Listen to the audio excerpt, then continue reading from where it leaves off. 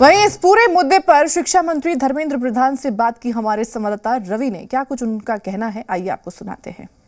NEET exam को लेकर देश भर के लोग चिंतित हैं, परिवार के लोग, बच्चे सब चिंतित हैं। हमारे साथ केंद्रीय शिक्षा मंत्री धर्मेंद्र प्रधान जी हैं इस मुद्दे पर बातचीत करने के लिए। धर्मेंद्र जी, आज आपने अभिभावकों से भी बातचीत की है, बच्चों से भी बातचीत की है, क्या बातचीत करें, क्या आश्वासन आपने उनको दिया है जिससे उनको भरोसा होगा कि आगे सब ठीक हो जाएगा? देखिए, मैंने आज जो लोगों के मन में उत्कंठा है, ज़्यादा उनके मन में थोड़ा चिंता है, ऐसे विद्यार्थियों को मैंने आज मिला, उनकी अभिभावकों को भी मिला और मैंने उनको आश्वस्त किया सरकार पारदर्शिता के लिए प्रतिबद्ध है, कोई चिंता के कारण नहीं है। कुछ विषय 4,750 सेंटर में परीक्षा हुए हैं, उनमें से चंद सेंटरों में कुछ गड़बड़ी हुई थी, कम समय मिला विद्यार्थियों को परीक्षा देने में।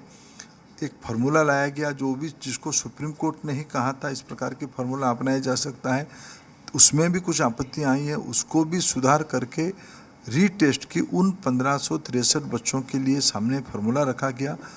उसको सुप्रीम कोर्ट ने कहा हाँ यही ठीक फार्मूला है, उसी में समाधान हो गया है। बाकी एक दो जगह पे कुछ खबरें आई है, वहाँ की एजेंसियाँ उस विषय में काम कर रही है, दो अलग अलग प्रकार की विषय सामने आई है। मैं उसके ऊपर कह रहा हूँ, सारा विषय, कई लोग सुप्रीम कोर्ट और हाई कोर्ट्स में गए हैं, सारा विषय सुप्रीम कोर्ट के सामने है।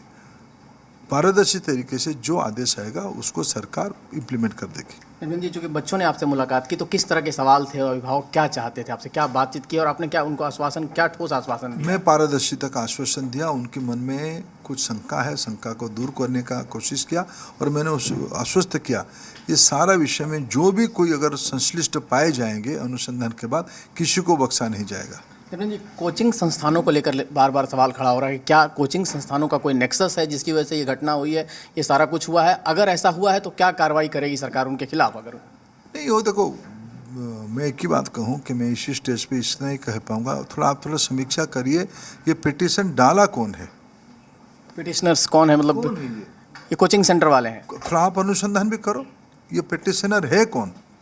ना विद्यार्थी है ना अभिभावक है। इसका मतलब उनका रोल है, आप मानते हैं कि कहीं ना कहीं कोचिंग संस्थान के मिली भगत है? इस बार नॉन कोचिंग वाले विद्यार्थी ज़्यादा आए हैं तो किसी को पीड़ा हो रही है।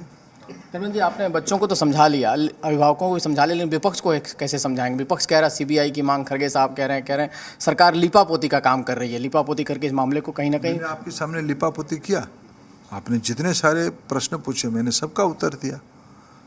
कोर्ट उस पर ऊपर नज़र रखी है, कोर्ट लिपापोती की कागज़ मान जाएगी। और देखो, इनके मन की पीड़ा अलग कुछ है, निरंतर हारने के लिए वो कष्ट में है, कष्ट में कुछ कह देते हैं। नहीं, खड़गे साहब ही नहीं, डीएमके तो सवाल खड़ा, डीएमके तो कह रहा पूरा एग्जाम को ही रद्द कर देना चाहिए। पहली बार कर रहे हैं क्या? वो नीट होने के दिन से आपत्ति कर रहे हैं। नीट आखिर हुआ क्यों, एनटीए बनी क्यों? इसीलिए बनी कि डीएमके जैसे पार्टियों ने अपने राज्य में मनमानी तरीके से निजी मेडिकल कॉलेज के माध्यम से विद्यार्थियों को एक्सप्लॉइट किया। उसी के विपरीत में सुप्रीम कोर्ट ने एनटीए की गठन करने की निर्देश दिया था, सेंट्रलाइज एंट्रेंस की निर्देश दिया था। तो डीएमके की तो कॉन्फ्लिक्ट ऑफ इंटरेस्ट है, वो अफवाह फैलाते आज नहीं, शुरू से फैलाते हैं।